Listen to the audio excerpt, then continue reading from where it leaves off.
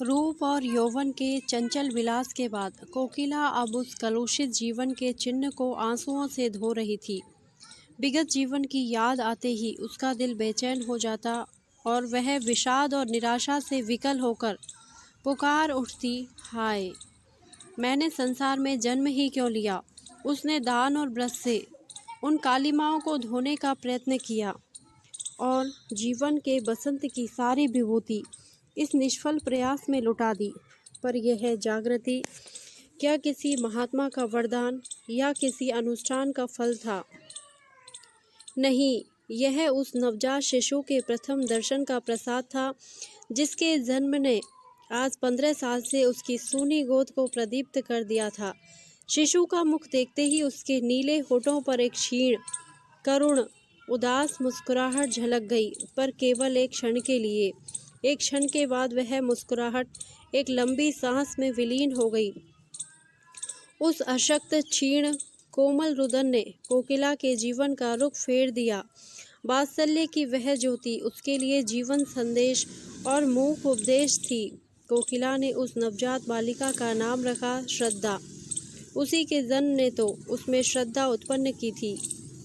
वह श्रद्धा को अपनी लड़की नहीं, किसी देवी का अवतार समझती थी। उसकी सहेलियां उसे बधाई देने आती, पर कोकिला बालिका को उनकी नज़रों से छिपाती। उसे यह भी मंजूर न था कि उनकी पापमयी दृष्टि भी उस पर पड़े।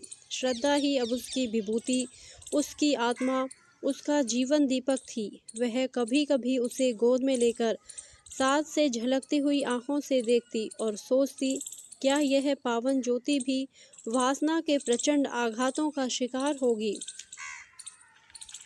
मेरे प्रयत्न निष्फल हो जाएंगे। आहा, क्या कोई ऐसी औषधि नहीं है जो जन्म के संस्कारों को मिटा दे?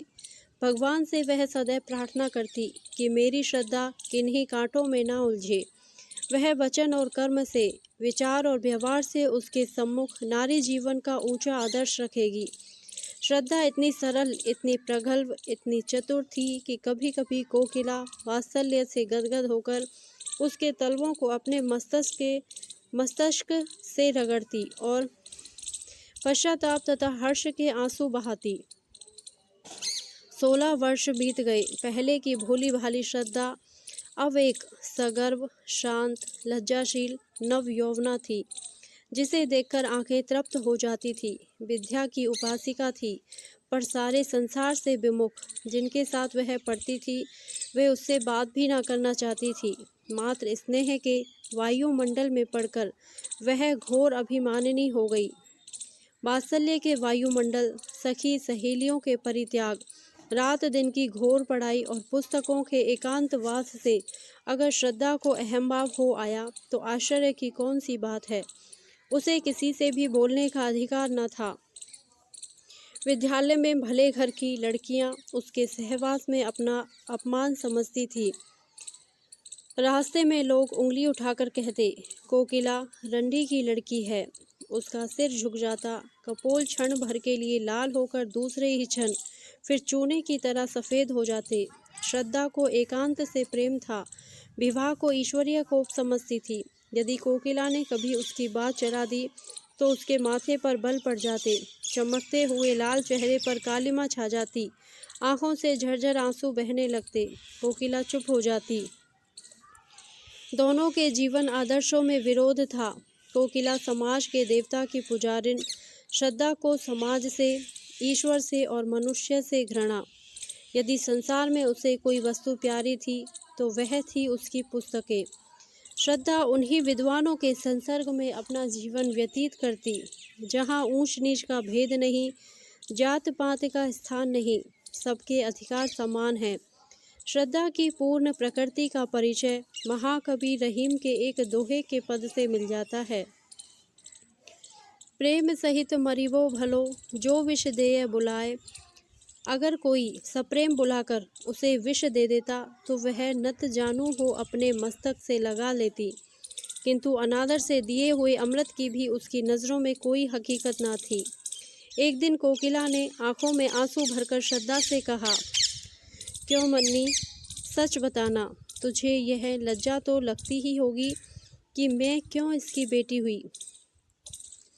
यदि तू किसी ऊंचे कुल में पैदा हुई होती तो क्या तब भी तेरे दिल में ऐसे विचार आते? तू मन ही मन मुझे जरूर कोसती होगी। श्रद्धा माँ का मुंह देखने लगी।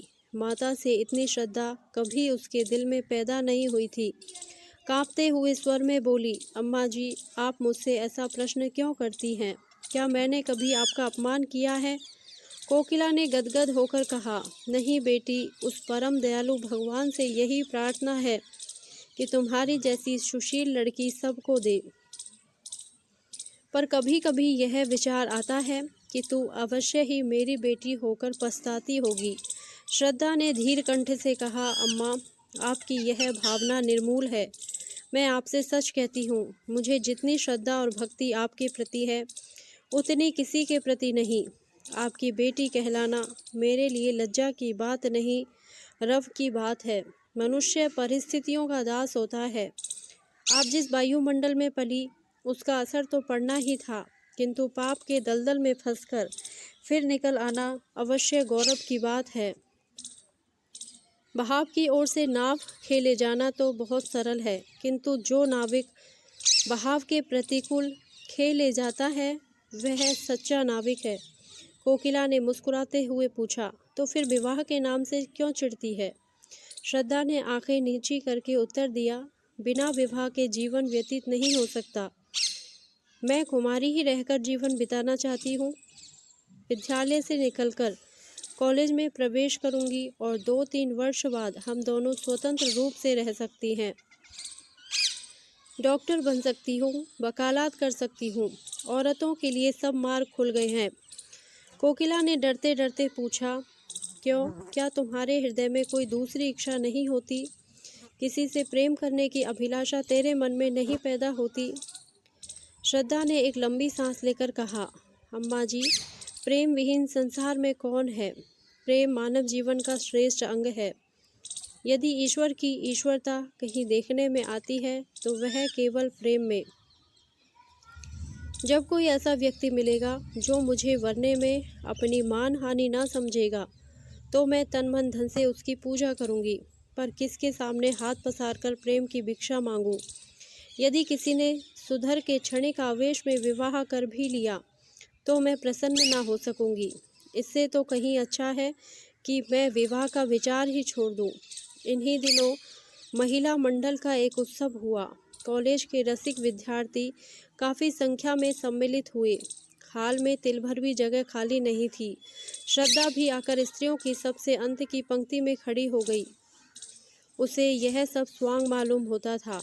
आज प्रथम ही बार ऐसी सभा में सम्मिलित हुई थी। सभा की कार्यवाही शुरू हुई। प्रधान महोदय की वक्तृता के पश्चात प्रस्ताव पेश होने लगे और उनके समर्थन के लिए वक्तृताएं होने लगी, किंतु महिलाएं उनकी वक्तृताएं भूल गई या उन पर सभा का रौब ऐसा छा गया कि उनकी वक्तृता शक्ति लोप हो गई। वे कुछ टूटे फूटे जुमले बोलकर बैठने लगी। सभा का रंग बिगड़ने लगा।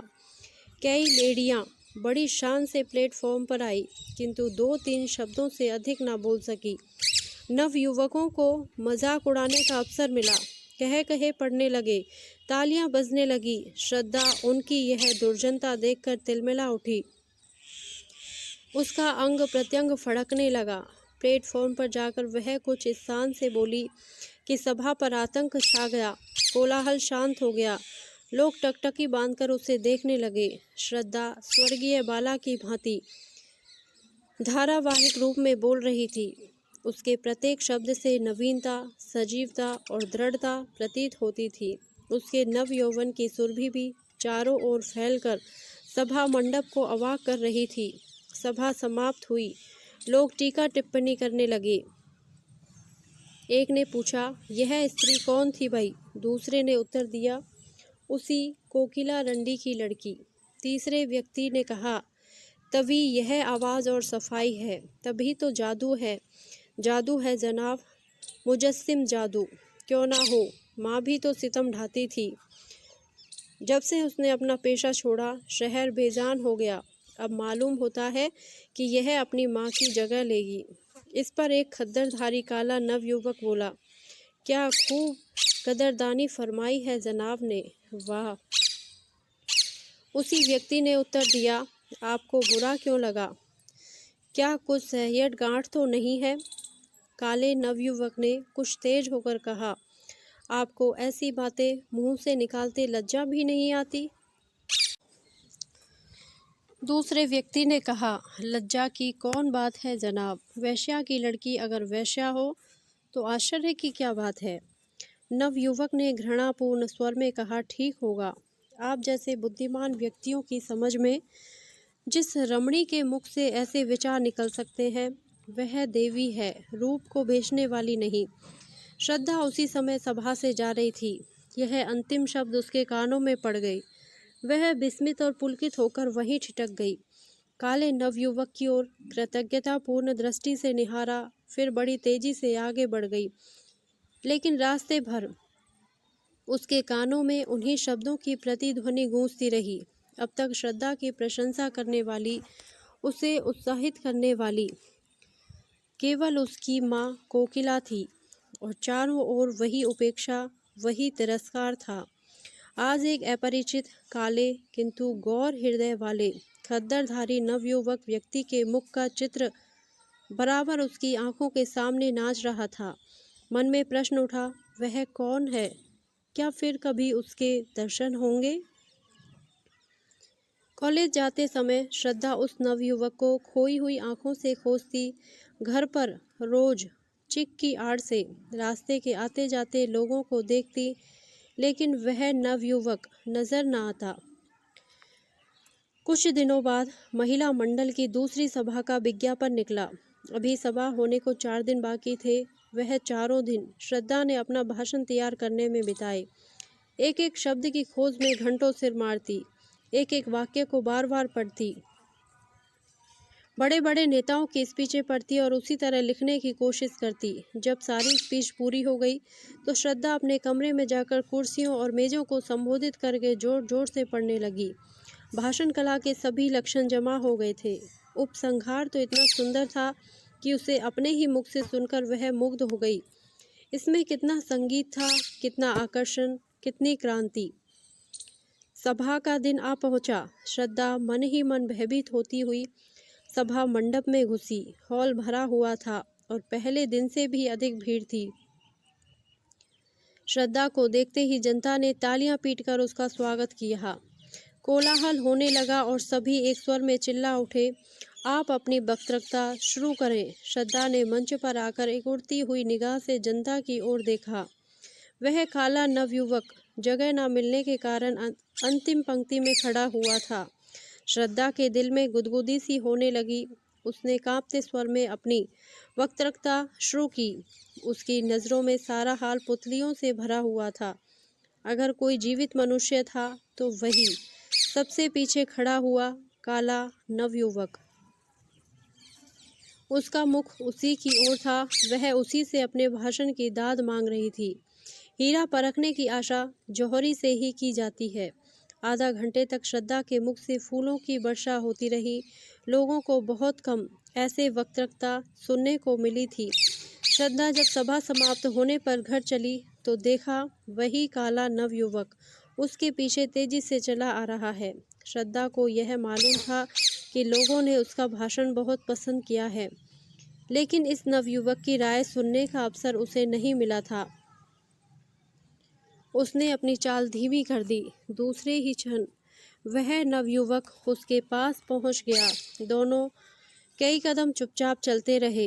अंत में नवयुवक ने झिझकते हुए कहा, आज तो आपने कमाल कर दिया। श्रद्धा ने प्रफुल्लता के रेत को दबाते हुए कहा, धन्यवाद, यह आपकी कृपा है। नवयुवक ने कहा, मैं किस लायक हूँ? मैं ही नहीं, सारी सभा सिर धुन रही थी। श्रद्धा, क्या आपका शुभ स्थान यही है? नवयुवक, जी हाँ, यहाँ मैं एमए में पढ़ रहा हूँ। यह ऊंच नीच का भूत न जाने कब तक हमारे सिर पर सवार रहेगा। अभाग्य से मैं भी उन लोगों में हूँ जिन्हें संसार नीच समझता है। मैं जाति का चमार हूँ। मेरे पिता स्कूल के इंस्पेक्टर के यहाँ अर्दली थे। उनकी सिफारिश से स्कूल में भर्ती हो गया। तब से भाग्य से लड़ता भिड़ता चला आ रहा हूँ। पहले तो स्कूल के मास्टर मुझे छूते ही ना थे। वह हालत तो अब नहीं रही, किंतु लड़के अब भी मुझसे खिंचे रहते हैं। श्रद्धा, मैं तो कुलीनता को जन्म से नहीं धर्म से मानती हूँ। नवयुवक, यह तो आपकी वक्तृता ही से सिद्ध हो गया और इसी से आपसे बातें करने का साहस भी हुआ, नहीं तो कहाँ आप और कहाँ मैं। श्रद्धा ने अपनी आंखें नीची करके कहा, शायद आपको मेरा हाल मालूम नहीं। नवयुवक, बहुत अच्छी तरह से मालूम है। यदि आप अपनी माताजी के दर्शन करवा सके तो आपका बड़ा आभारी होऊंगा। वह आपसे मिलकर बड़ी प्रसन्न होंगी। शुभ नाम? मुझे भगतराम कहते हैं। यह परिचय धीरे धीरे स्थिर और दृढ़ होता गया। मैत्री प्रगाढ़ होती गई। श्रद्धा की नज़रों में भगतराम एक देवता थे और भगतराम के समक्ष श्रद्धा मानवी रूप में देवी थी। 1 साल बीत गया। भगतराम रोज देवी के दर्शन को आ जाता। दोनों घंटों बैठे बातें किया करते। श्रद्धा कुछ भाषण करती तो भगतराम सब काम छोड़कर सुनने जाता। उनके मंसूबे एक थे, जीवन के आदर्श एक, रुचि एक, विचार एक। भगतराम अब प्रेम और उसके रहस्यों की मार्मिक विवेचना करता। उसकी बातों में रस और अलंकार का कभी इतना संयोग न हुआ था। भावों को इंगित करने में उसे कमाल हो गया था। लेकिन ठीक उन अवसरों पर जब श्रद्धा के हृदय में गुदगुदी होने लगती, उसके कपोल उल्लास से रंजित हो जाते, भगतराम विषय पलट देता और जल्दी ही कोई बहाना बनाकर वहां से खिसक जाता। उसके चले जाने पर श्रद्धा हसरत के आंसू बहाती और सोचती, क्या इन्हें दिल से मेरा प्रेम नहीं।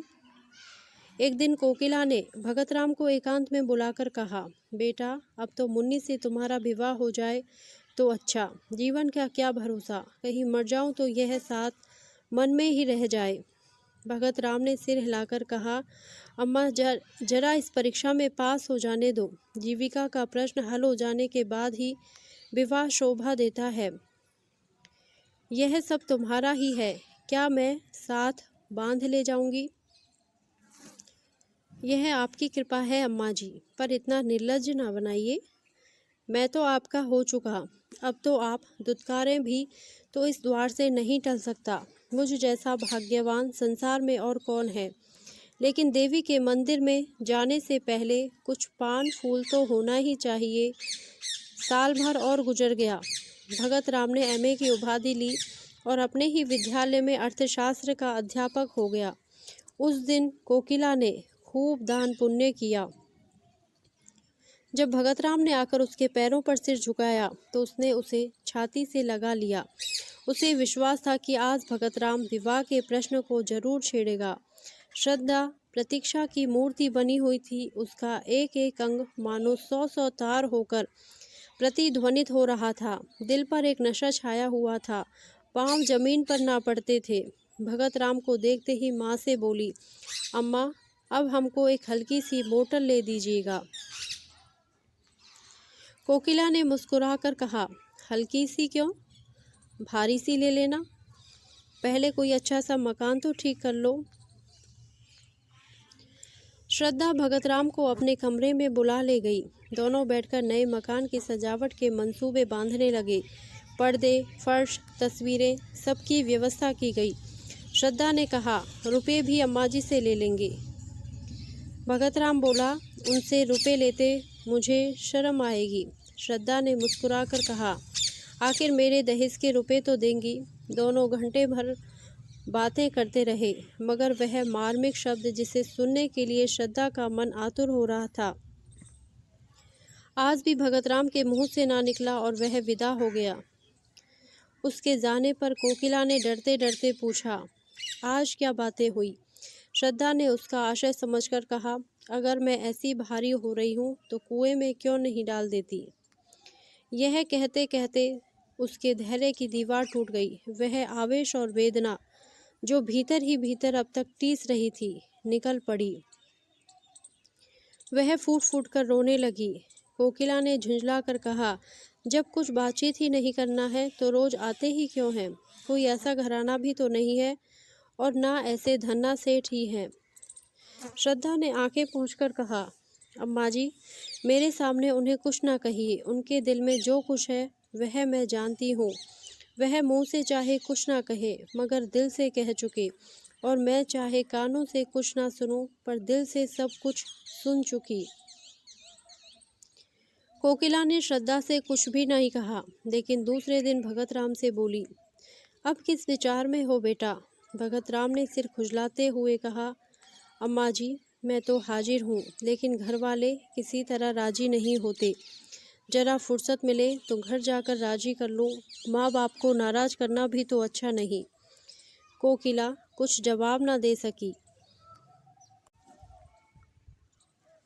भगत राम के माँ बाप शहर से दूर रहते थे। यही एक उनका लड़का था। उनकी सारी उमंगें उसी के विवाह पर अवलंबित थी। उन्होंने कई बार उसकी शादी तय की, पर भगत राम बार बार यही कहकर निकल जाता कि जब तक नौकर ना हो जाऊंगा विवाह ना करूंगा। अब वह नौकर हो गया था, इसलिए दोनों माह के एक ठंडे प्रातः काल में लदे फंदे भगत राम के मकान पर आ पहुँचे। भगत राम ने दौड़कर उनकी पद धूली ली और कुशल आदि पूछने के बाद कहा, आप लोगों ने इस जाड़े पाले में क्यों तकलीफ की?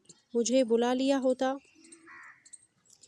चौधरी ने अपनी पत्नी की ओर देखकर कहा, सुनती हो बच्चा की अम्मा, जब बुलाते हैं तो कहते हैं कि इम्तिहान है, यह है वह है। जब आ गए तो कहता है बुलाया क्यों नहीं? तुम्हारा विवाह ठीक हो गया है। अब 1 महीने की छुट्टी लेकर हमारे साथ चलना होगा, इसलिए दोनों आए हैं। चौधराइन, हमने कहा कि बिना गए काम नहीं चलेगा, तो आज ही दरखास्त दे दो। लड़की बड़ी सुंदर, पढ़ी लिखी, अच्छे कुल की है। भगत राम ने लजाते हुए कहा, मेरा विवाह तो यहीं एक जगह लगा हुआ है, अगर आप राजी हो तो कर लूँ। चौधरी, इस शहर में हमारी बिरादरी का कौन है? क्यों बच्चा की अम्मा? चौधराइन, यहाँ हमारी बिरादरी का तो कोई नहीं है। भगत राम, माँ बेटी है, घर में रुपया भी है, लड़की ऐसी है कि तुम लोग देखकर खुश हो जाओगे, मुफ्त में शादी हो जाएगी। चौधरी, क्या लड़की का बाप मर गया है? उसका क्या नाम है? कहाँ का रहने वाला है? कुल मर्जात कैसा है? जब तक यह सारी बातें मालूम ना हो जाएं, तब तक ब्याह कैसे हो सकता है? क्यों बच्चा की अम्मा? चौधराइन, हाँ, बिना इन बातों का पता लगाए कैसे हो सकता है? भगत राम ने कोई जवाब नहीं दिया। चौधरी, यहाँ किस मोहल्ले में रहती है माँ बेटी? सारा शहर हमारा छाना पड़ा है, हम यहाँ कोई 20 साल रहे होंगे। क्यों बच्चा की अम्मा? चौधराइन, 20 साल से ज़्यादा रहे हैं। भगत राम, उनका घर नखास पर है। चौधरी, नखास से किस तरफ? भगत राम, नखास की सामने वाली गली में पहला मकान उन्हीं का है, सड़क से दिखाई देता है। चौधरी, पहला मकान तो कोकिला रंडी का है, गुलाबी रंग से पुता हुआ है ना? भगत राम ने झेपते हुए कहा, जी हाँ, वही मकान है। चौधरी, तो उसमें कोकिला रंडी नहीं रहती क्या? भगत राम, रहती क्यों नहीं, माँ बेटी दोनों ही तो रहती हैं। चौधरी, तो क्या कोकिला रंडी की लड़की से ब्याह करना चाहते हो? नाक कटवाने पर लगे हो क्या? बिरादरी में तो कोई पानी पिएगा नहीं। चौधराइन, लूका लगा दूंगी मुंह में रौड़ के, रूप रंग देखकर के लुभा गए क्या? भगत राम, मैं तो इसे अपना भाग्य समझता हूँ कि वह अपनी लड़की की शादी मेरे साथ करने को राजी है। अगर वह आज चाहे तो किसी बड़े से बड़े रईस के घर में शादी कर सकती है। चौधरी, रईस उससे ब्याह ना करेगा, रख लेगा। तुम्हें भगवान समाई दे तो 1 नहीं 4 रखो, मर्दों के लिए कौन रोक है, लेकिन जो ब्याह के लिए कहो तो ब्याह वही है जो बिरादरी में हो। चौधराइन, बहुत पढ़ने से आदमी बौरा जाता है। चौधरी, हम तो गंवार आदमी हैं, पर समझ में नहीं आता कि तुम्हारी यह नियत कैसे हुई। रंडी की बेटी चाहे इन्नर की परी हो तो भी रंडी की बेटी है। हम तुम्हारा विवाह वहाँ ना होने देंगे। अगर तुमने विवाह किया तो हम दोनों तुम्हारे ऊपर जान दे देंगे। इतना अच्छी तरह से समझ लेना। क्यों बच्चा की अम्मा? चौधराइन, ब्याह कर लेंगे जैसे हंसी ठट्टा है। झाड़ू मार के भगा दूंगी राण को। अपनी बेटी अपने घर में रखे। भगत राम, अगर आप लोगों की आज्ञा नहीं है तो मैं विवाह नहीं करूंगा, मगर मैं किसी दूसरी औरत से भी विवाह नहीं करूंगा। चौधराइन, हाँ तुम कुंवारे रहो, यह हमें मंजूर है। पतुरिया के घर में ब्याह ना करेंगे। भगत राम ने अब की झुंझला कर कहा, आप उसे बार बार पतुरिया क्यों कहती हैं? किसी जमाने में यह उसका पेशा रहा होगा। आज दिन वह जितने आचार विचार से रहती है, शायद ही कोई और रहती हो। ऐसा पवित्र आसन तो मैंने आज तक देखा ही नहीं। भगत राम का सारा यत्न विफल हो गया। चौधराइन ने ऐसी जिद पकड़ी, ये ज्यों भर अपनी जगह से ना टली। रात को जब भगत राम अपने प्रेम मंदिर में पहुंचा तो उसका चेहरा उतरा हुआ था। एक एक अंग से निराशा टपक रही थी। श्रद्धा रास्ता देखती हुई घबरा रही थी कि आज इतनी रात तक आए क्यों नहीं। उन्हें क्या मालूम कि मेरे दिल की क्या हालत हो रही है। यार दोस्तों से छुट्टी मिलेगी तो भूल कर इधर भी आ जाएंगे। कोकिला ने कहा, मैं तो तुझसे कह चुकी कि उनका अब वह मिजाज नहीं रहा। फिर भी तू तो मानती नहीं। आखिर इस टालम टोल की कोई हद भी है। श्रद्धा ने दुखित होकर कहा, अम्मा जी, मैं आपसे 1000 बार विनय कर चुकी हूँ कि चाहे लौकिक रूप में कुमार ही क्यों ना रहूँ, लेकिन हृदय से उनकी ब्याहता हो चुकी। अगर ऐसा आदमी विश्वास करने के काबिल नहीं है तो फिर नहीं जानती कि किस पर विश्वास किया जा सकता है। इसी समय भगत राम निराशा की मूर्ति बने हुए कमरे के भीतर आए। दोनों स्त्रियों ने उसकी ओर देखा। कोकिला की आंखों में शिकायत थी और श्रद्धा की आंखों में वेदना। कोकिला की आंखें कह रही थी, यह क्या तुम्हारे रंग ढंग हैं? श्रद्धा की आंखें कह रही थी, इतनी निर्दयता। भगत राम ने धीमे वेदनापूर्ण स्वर में कहा, आप लोगों को आज बहुत देर तक मेरी राह देखनी पड़ी, मगर मैं मजबूर था। घर से अम्मा और दादा आए हुए हैं, उन्हीं से बातें कर रहा था। कोकिला बोली, घर पर तो सब कुशल है ना? भगत राम ने सिर झुकाए हुए कहा, जी हाँ, सब कुशल हैं। मेरे विवाह का मसला पेश था। पुराने ख्याल के आदमी हैं, किसी तरह भी राजी नहीं होते। कोकिला का मुख तमतमा उठा। बोली, हाँ क्यों राजी होंगे, हम लोग उनसे भी नीच हैं ना। लेकिन जब तुम उनकी इच्छा के दास थे तो तुम्हें उनसे पूछकर यहाँ आना जाना चाहिए था। इस तरह हमारा अपमान करके तुम्हें क्या मिला? यदि मुझे मालूम होता कि तुम अपने माँ बाप के इतने गुलाम हो तो यह नौबत ही काहे को आती। श्रद्धा ने देखा कि भगत राम की आंखों से आंसू गिर रहे हैं। विनीत भाव से बोली, अम्मा जी, माँ बाप की मर्जी का गुलाम होना कोई पाप नहीं है। अगर मैं आपकी उपेक्षा करूं तो क्या आपको दुख न होगा? यही हाल उन लोगों का भी तो होगा। श्रद्धा यह कहती हुई अपने कमरे की ओर चली गई और इशारे से भगत राम को भी बुलाया।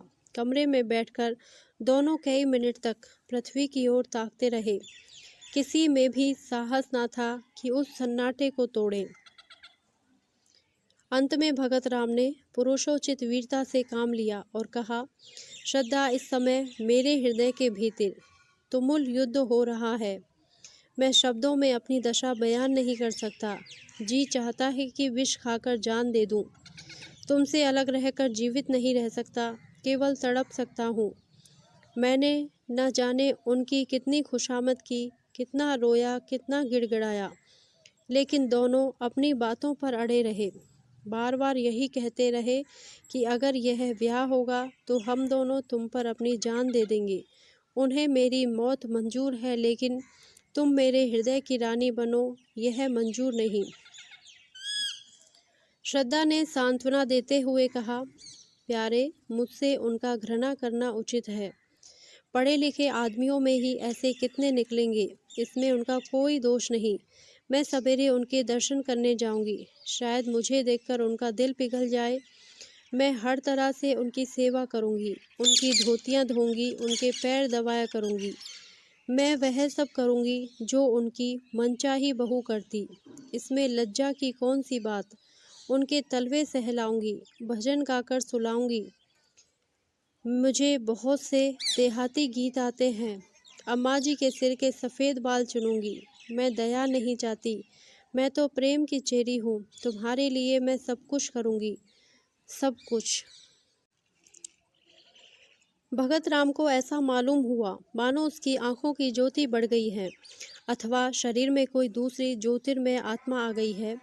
उसके हृदय का सारा अनुराग, सारा विश्वास, सारी भक्ति आंखों से उमड़कर श्रद्धा के पैरों की ओर जाती हुई मालूम हुई। मानो किसी घर से नन्हे नन्हे लाल कपोल वाले, रेशमी कपड़ों वाले, घुंघराले बालों वाले बच्चे हंसते हुए निकलकर खेलने जा रहे हैं। चौधरी और चौधराइन को शहर आए हुए 2 सप्ताह बीत गए। वे रोज जाने के लिए कमर कसते, लेकिन फिर रह जाते। श्रद्धा उन्हें जाने न देती। सवेरे जब उनकी आंखें खुलती तो श्रद्धा उनके स्नान के लिए पानी तपाती हुई होती। चौधरी को अपना हुक्का भरा हुआ मिलता। वे लोग ज्यों ही नहाकर उठते, श्रद्धा उनकी धोती छांटने लगती। दोनों उसकी सेवा और अविरत परिश्रम देखकर दंग रह जाते। ऐसी सुंदर, ऐसी मधुभाषिणी, ऐसी हंसमुख और चतुर रमणी चौधरी ने इंस्पेक्टर साहब के घर में भी ना देखी थी। चौधरी को वह देवी मालूम होती और चौधराइन को लक्ष्मी। दोनों श्रद्धा की सेवा और टहल व प्रेम पर आश्चर्य करते थे, किंतु तो भी कलंक और बिरादरी का प्रश्न उनके मुंह पर मोहर लगाए हुए था। 15वें दिन जब श्रद्धा 10 बजे रात को अपने घर चली गई तो चौधरी ने चौधराइन से कहा, लड़की तो साक्षात लक्ष्मी है। चौधराइन, जब मेरी धोती छांटने लगती है तो मैं मारे लाज के कट जाती हूँ। हमारी तरह तो इसकी लौंडी होगी। चौधरी, फिर क्या सलाह देती हो? अपनी बिरादरी में तो ऐसी सुघर लड़की मिलने की नहीं। चौधराइन, राम का नाम लेकर ब्याह करो, बहुत होगा रोटी पड़ जाएगी।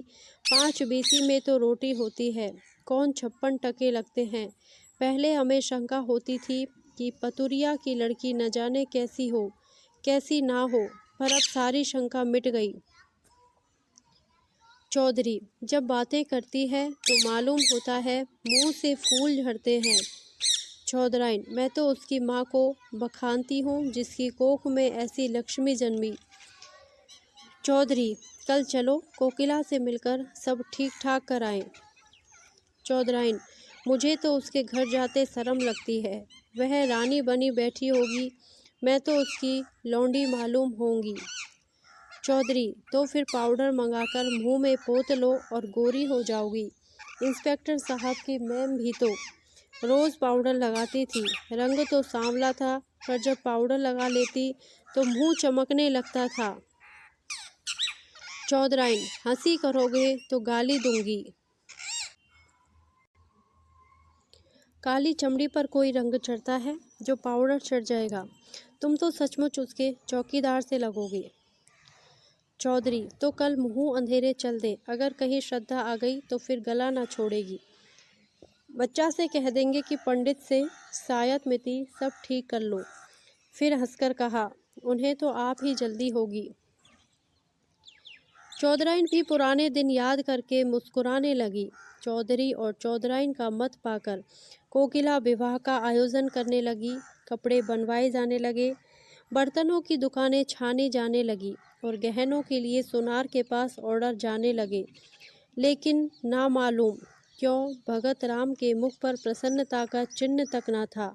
श्रद्धा के यहाँ नित्य की भांति जाता, किंतु उदास, कुछ भूला हुआ सा बैठा रहता। घंटों आत्म विस्मृति की अवस्था में शून्य दृष्टि से आकाश अथवा पृथ्वी की ओर देखा करता। श्रद्धा उसे अपने कीमती कपड़े और जड़ाऊ गहने दिखलाती। उसके अंग प्रत्यंग से आशाओं की स्फूर्ति छलक पड़ती। इस नशे में वह भगत राम की आंखों में छिपे हुए आंसुओं को ना देख पाती थी। इधर चौधरी भी तैयारियां कर रहे थे। बार बार शहर आते और विवाह का सामान मोल ले जाते। भगत राम के स्वतंत्र विचार वाले मित्र उसके भाग्य पर ईर्ष्या करते।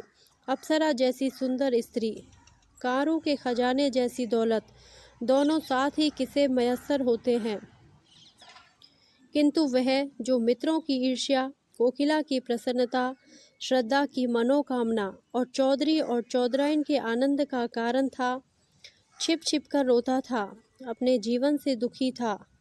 चिराग तले अंधेरा छाया हुआ था। इस छिपे हुए तूफान की किसी को भी खबर ना थी, जो उसके हृदय में हाहाकार मचा रहा था। ज्यों-ज्यों विवाह का दिन समीप आता जाता, भगत राम की बनावटी उमंग भी ठंडी पड़ती जाती थी। जब 4 दिन रह गए तो उसे हल्का सा ज्वर आ गया। वह श्रद्धा के घर भी ना जा सका। चौधरी और चौधराइन तथा अन्य बिरादरी के लोग भी आ पहुँचे थे, किंतु सबके सब विवाह की धुन में इतने मस्त थे कि किसी का भी ध्यान उसकी ओर ना गया। दूसरे दिन भी वह घर से ना निकल सका। श्रद्धा ने समझा कि विवाह की रीतियों से छुट्टी ना मिली होगी। तीसरे दिन चौधराइन भगत राम को बुलाने गई तो देखा कि वह सहमी हुई विस्फारित आंखों से कमरे के एक कोने की ओर देखता हुआ दोनों हाथ सामने किए पीछे हट रहा है, मानो अपने को किसी के वार से बचा रहा हो। चौधराइन ने घबराकर पूछा, बच्चा कैसा जी है? पीछे इस तरह क्यों चले जा रहे हो? यहाँ तो कोई नहीं है। भगत राम के मुख पर पागलों जैसी अचेतना थी, आंखों में भय छाया हुआ था। भीत स्वर में बोला, नहीं अम्मा जी, देखो वह श्रद्धा चली आ रही है। देखो उसके दोनों हाथों में 2 काली नागिनें हैं। वह मुझे उन नागिनों से डसवाना चाहती है। अरे अम्मा, वह नज़दीक आ गई। श्रद्धा, श्रद्धा, तुम मेरी जान की क्यों बैरिन हो गई? क्या मेरे असीम प्रेम का यही परिणाम है? मैं तो तुम्हारे चरणों पर बलि होने के लिए सदैव तत्पर था। इस जीवन का मूल्य ही क्या है? तुम इन नागिनों को दूर फेंक दो। मैं यहाँ तुम्हारे चरणों पर लेटकर यह जान तुम पर न्योछावर कर दूंगा। हैं तुम ना मानोगी। यह कहकर वह चित्त गिर पड़ा।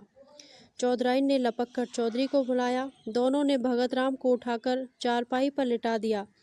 चौधरी का ध्यान किसी आसेव की ओर गया। वह तुरंत ही लौंग और राख लेकर आसेव उतारने का आयोजन करने लगे। स्वयं मंत्र तंत्र में निपुण थे। भगत राम का सारा शरीर ठंडा था, किंतु सिर तवे की तरह तप रहा था। रात को भगत राम कई बार चौंक कर उठा। चौधरी ने हर बार मंत्रा फूंक कर अपने ख्याल से आसेव को भगाया। चौधराइन ने कहा, कोई डॉक्टर क्यों नहीं बुलाते? शायद दवा से कुछ फायदा हो। कल ब्याह और आज यह हाल। चौधरी ने निशंक भाव से कहा, डॉक्टर आकर क्या करेगा? वही पीपल वाले बाबा तो हैं। दवा दारू करना उनसे और रार बढ़ाना है। रात जाने दो। सवेरा होते ही 1 बकरा और 1 बोतल दारू उनकी भेंट की जाएगी। बस और कुछ करने की ज़रूरत नहीं। डॉक्टर बीमारी की दवा करता है कि हवा बयार की। बीमारी उन्हें कोई नहीं है। कुल के बाहर ब्याह करने की ही से देवता लोग रूठ गए हैं। सवेरे चौधरी ने 1 बकरा मंगाया। स्त्रियां गाती बजाती हुई देवी के चौतरे की ओर चली। जब लोग लौटकर आए तो देखा कि भगत राम की हालत खराब है। उसकी नाड़ी धीरे धीरे बंद हो रही थी। मुख पर मृत्यु विभीषिका की छाप थी। उसके दोनों नेत्रों से आंसू बहकर गालों पर ढुलक रहे थे, मानो अपूर्ण इच्छा का अंतिम संदेश निर्दय संसार को सुना रहे हो। जीवन का कितना वेदनापूर्ण दृश्य था। अहसू की 2 बूंदें। अब चौधरी घबराए। तुरंत ही कोकिला को खबर दी। एक आदमी डॉक्टर के पास भेजा। डॉक्टर के आने में तो देर थी। वह भगत राम के मित्रों में से थे, किंतु कोकिला और श्रद्धा आदमी के साथ ही आ पहुंची। श्रद्धा भगत राम के सामने आकर खड़ी हो गई। आंखों से आंसू बहने लगे। थोड़ी देर में भगत राम ने आंखें खोली और श्रद्धा की ओर देखकर बोले, तुम आ गई श्रद्धा। मैं तुम्हारी ही राह देख रहा था। यह अंतिम प्यार लो। आज ही सब आगा पीछा का अंत हो जाएगा, जो आज से 3 वर्ष पूर्व आरंभ हुआ था। इन 3 वर्षों में मुझे जो आत्मिक यंत्रणा मिली है, हृदय ही जानता है। तुम वफा की देवी हो, लेकिन मुझे रह रहकर यह भ्रम होता था, क्या तुम खून के असर का नाश कर सकती हो? क्या तुम एक ही बार में अपनी परंपरा की नीति छोड़ सकोगी? क्या तुम जन्म के प्राकृतिक नियमों को तोड़ सकोगी? इन भ्रमपूर्ण विचारों के लिए शोक न करना। मैं तुम्हारे योग्य न था, किसी प्रकार भी, और कभी भी तुम्हारे जैसा महान हृदय न बन सका। हाँ, इस भ्रम के वश में पड़कर संसार से मैं अपनी इच्छाएं बिना पूर्ण किए ही जा रहा हूँ। तुम्हारे अगाध, निष्कपट, निर्मल प्रेम की स्मृति सदैव ही मेरे साथ रहेगी। किंतु हाय अफसोस, कहते कहते भगत राम की आंखें फिर बंद हो गई। श्रद्धा के मुख पर गाढ़ी लालिमा दौड़ गई। उसके आंसू सूख गए, झुकी हुई गर्दन तन गई, माथे पर बल पड़ गए, आंखों में आत्म अभिमान की झलक आ गई। वह क्षण भर वहां खड़ी रही और दूसरे ही क्षण नीचे आकर अपनी गाड़ी में बैठ गई। कोकिला उसके पीछे पीछे दौड़ी हुई आई और बोली, बेटी, यह क्रोध करने का अवसर नहीं है। लोग अपने दिल में क्या कहेंगे? उनकी दशा बराबर बिगड़ती ही जाती है। तुम्हारे रहने से बुड्ढों को ढांढस बंधा रहेगा। श्रद्धा ने कुछ उत्तर ना दिया। कोचवान से कहा, घर चलो, कहकर कोकिला भी गाड़ी में बैठ गई। असह्य शीत पड़ रहा था। आकाश में काले बादल छाए हुए थे। शीतल वायु चल रही थी। माघ के अंतिम दिवस थे। वृक्ष, पेड़, पौधे भी शीत से अकड़े हुए थे। दिन के 8 बज गए थे। तभी अभी तक लोग रजाई के भीतर मुंह लपेटे हुए थे, लेकिन श्रद्धा का शरीर पसीने से भीगा हुआ था। ऐसा मालूम होता था कि सूर्य की सारी उष्णता उसके शरीर की रगों में घुस गई है। उसके होंठ सूख गए थे, प्यास से नहीं, आंतरिक धधकती हुई अग्नि की लपटों से।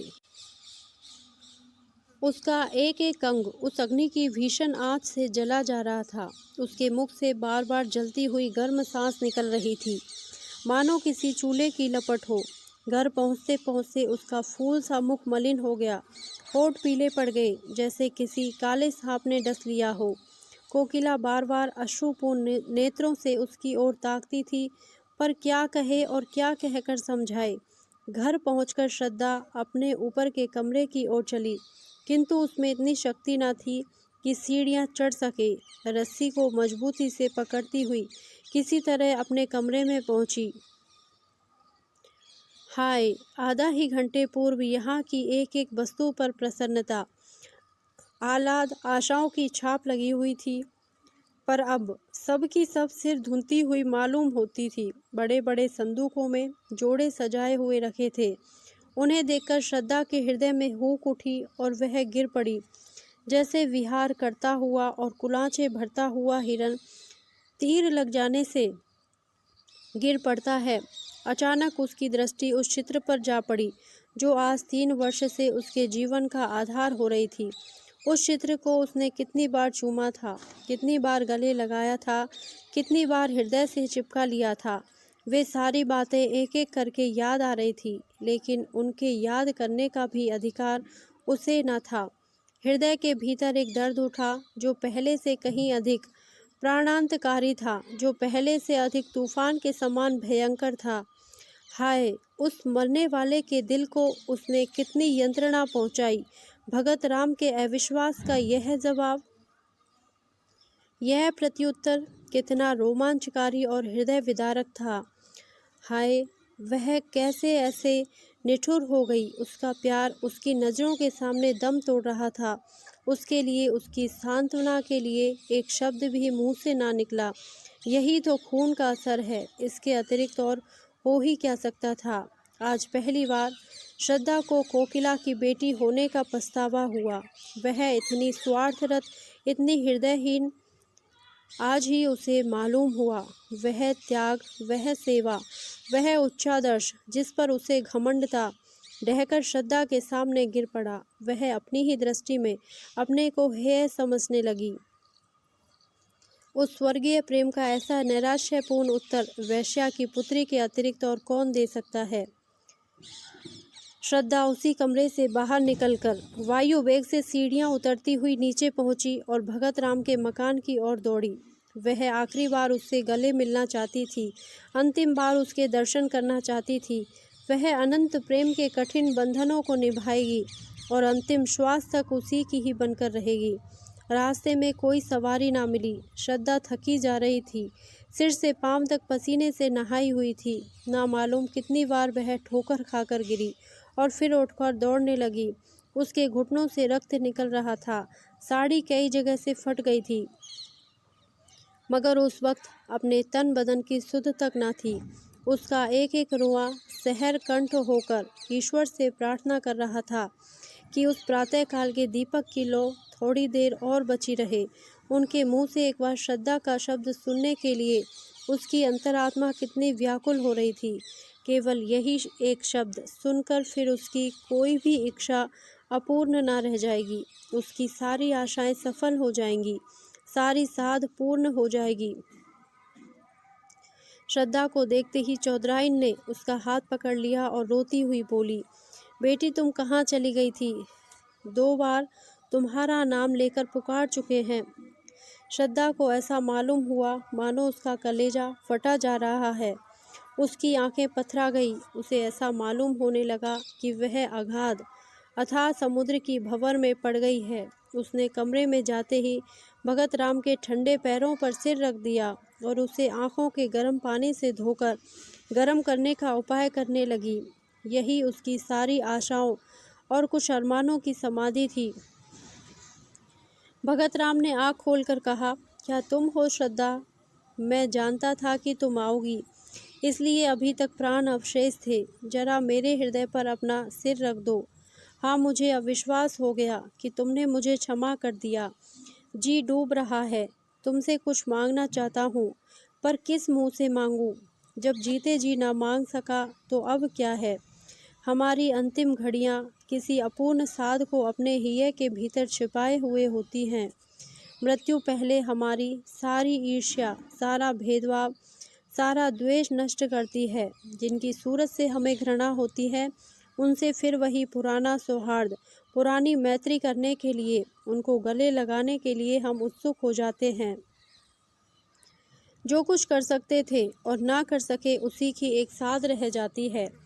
भगत राम ने उखड़े हुए विषादपूर्ण स्वर में अपने प्रेम की पुनरावृत्ति श्रद्धा के सामने की। उस स्वर्गीय निधि को पाकर वह प्रसन्न हो सकता था, उसका उपयोग कर सकता था, किंतु हाय, आज वह जा रहा है अपूर्ण साधों की स्मृति लिए हुए। हाय रे अभागिन साध! श्रद्धा भगत राम के वक्ष स्थल पर झुकी हुई रो रही थी। भगत राम ने सिर उठाकर उसके मुरझाए हुए, आंसुओं से धोए हुए स्वच्छ कपोलों को चूम लिया और मरती हुई साध की वह अंतिम हंसी थी। भगत राम ने अवरुद्ध कंठ से कहा, यह हमारा और तुम्हारा विवाह है श्रद्धा, यह मेरी अंतिम भेंट है। यह कहते हुए उसकी आंखें हमेशा के लिए बंद हो गई। साध भी मरकर गिर पड़ी। श्रद्धा की आंखें रोते रोते लाल हो रही थी। उसे ऐसा मालूम हुआ मानो भगत राम उसके सामने प्रेमालिंगन का संकेत करते हुए मुस्कुरा रहे हैं। वह अपनी दशा, काल, स्थान सब भूल गई। जख्मी सिपाही अपनी जीत का समाचार पाकर अपना दर्द, अपनी पीड़ा भूल जाता है। क्षण भर के लिए मौत भी हेय हो जाती है। श्रद्धा का भी यही हाल हुआ। वह भी अपना जीवन प्रेम की निठुर बेदी पर उत्सर्ग करने के लिए तैयार हो गई, जिस पर लैला और मजनू, शीरी और फरहाद नहीं, हजारों ने अपनी बलि चढ़ा दी। उसने चुंबन का उत्तर देते हुए कहा, प्यारे, मैं तुम्हारी हूँ और सदा तुम्हारी ही रहूँगी। धन्यवाद। यदि आपको यह कहानी अच्छी लगी हो तो प्लीज़ मेरे वीडियो को लाइक करें, शेयर करें और मेरे चैनल को सब्सक्राइब करें। Thank you.